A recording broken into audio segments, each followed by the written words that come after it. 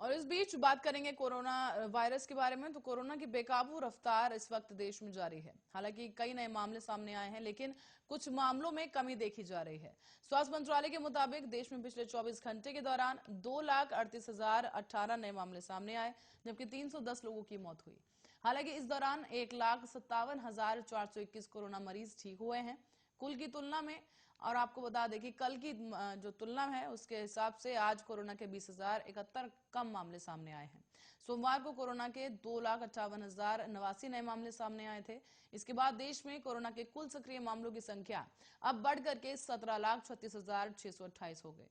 कुल रिकवर कर चुके लोगों का आंकड़ा आपको बता दें, जहां पर 3,53,94,882 पहुंच चुका है। अब तक इस कोविड-19 महामारी से करीब 10 में से 4,86,761 लोगों ने अपनी जान गंवा दी है, जबकि ओमिक्रॉन के कुल मामले बढ़कर अब 8,891 हो चुके हैं।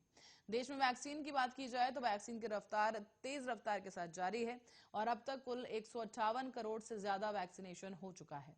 देश में कल कोरोना वायरस के करीब 16,49,143 सैंपल टेस्ट किए गए थे और कल की तुलना में कुल 70,54,11,425 सैंपल टेस्ट किए जा चुके हैं। केंद्रीय स्वास्थ्य मंत्रालय ने बताया है कि 17 जनवरी 2022 तक देश भर में 158,04,41,000 कोरोना वैक्सीन के डोज दिए जा चुके हैं। बीते दिन करीब 79.91 लाख टीके लगाए गए थे और भारतीय आयुर्विज्ञान अनुसंधान परिषद के अनुसार अब तक करीब 70.54 करोड़ कोरोना टेस्ट किए जा चुके हैं। बीते दिन भी 16.49 लाख कोरोना सैंपल टेस्ट किए गए, जिसका पॉजिटिविटी रेट 14% से ज्यादा है।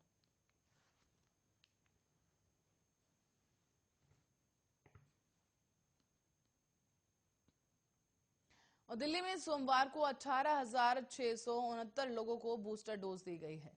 इनमें से 2,900 से अधिक स्वास्थ्यकर्मी शामिल हैं। कोविन ऐप के आंकड़ों के मुताबिक दिल्ली में सोमवार को 60 और उससे अधिक आयु वर्ग के कम से कम 6,439 लोगों को, जबकि 9,252 अग्रिम मोर्चा कर्मियों को टीके की तीसरी खुराक दी गई।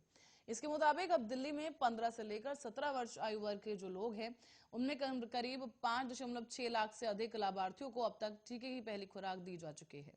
सोमवार की बात करें तो करीब 48,000 से अधिक खुराक इसमें शामिल हैं, जहां बच्चों को खुराक दी गई। सरकारी आंकड़ों के मुताबिक पिछले साल 16 जनवरी को शुरू हुए टीकाकरण अभियान के बाद से अब तक दिल्ली में कोविड रोधी टीके की 2.85 करोड़ खुराक दी जा चुकी है।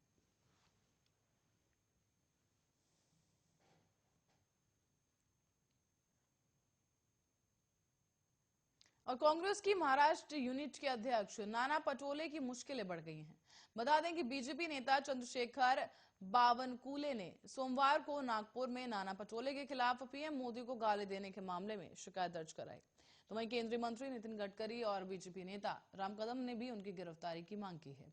नितिन गडकरी ने ट्विटर पर लिखा है कि महाराष्ट्र कांग्रेस के अध्यक्ष नाना पटोले ने जिस प्रकार की अशोभनीय भाषा का इस्तेमाल किया है प्रधानमंत्री नरेंद्र मोदी के लिए, वो निंदनीय है।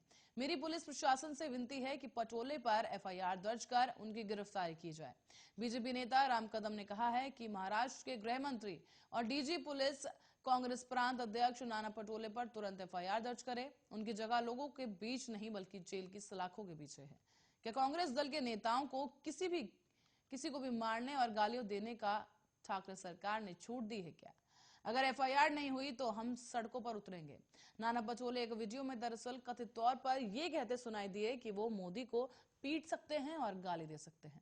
इस वीडियो में पटोले को भंडारा जिले के ग्रामीणों से कथित तौर पर यह कहते हुए सुना जा सकता है कि मैं मोदी को पीट सकता हूं, मैं उन्हें गाली दे सकता हूं। यही वजह है कि वो यानी कि मोदी मेरे खिलाफ प्रचार करने आए। विवाद के बाद पटोले ने कहा कि लोगों ने उनसे उनके निर्वाचन क्षेत्र में मोदी नाम के एक स्थानीय गुंडे के बारे में शिकायत की थी और उन्होंने इस तरह की बात प्रधानमंत्री के लिए नहीं कही। पटोले ने यह भी कहा कि मैं सिर्फ फिर से यह स्पष्ट कर दूं कि मैं प्रधानमंत्री के बारे में नहीं बल्कि मोदी नाम के एक स्थानीय गुंडे के बारे में बात कर रहा था।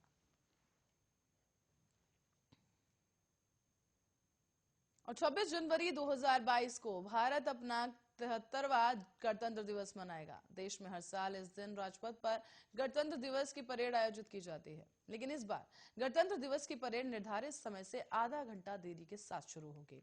75 साल में पहली बार गणतंत्र दिवस परेड देरी के साथ शुरू होगी और कोरोना प्रोटोकॉल और श्रद्धांजलि सभा की वजह से गणतंत्र दिवस परेड को इस साल शुरू होने में देरी होगी। पहले जम्मू कश्मीर में जान गंवाने वाले सुरक्षा कर्मियों को श्रद्धांजलि दी जाएगी। इसके बाद परेड शुरू की जाएगी। परेड कुल 90 मिनट की होती है और हर साल 26 जनवरी को सुबह ठीक 10 बजे राजपथ पर परेड शुरू हो जाती है, लेकिन इस बार परेड 10:30 बजे शुरू की जाएगी और ये परेड 8 किलोमीटर की होगी। परेड रायसीन हिल से शुरू होकर राजपथ, इंडिया गेट से होते हुए लाल किले पर खत्म होती थी और परेड की शुरुआत से पहले प्रधानमंत्री नरेंद्र मोदी इंडिया गेट पर अमर जवान ज्योति और राष्ट्रीय युद्ध स्मारक पर माल्यार्पण कर शहीदों को श्रद्धांजलि अर्पित करेंगे।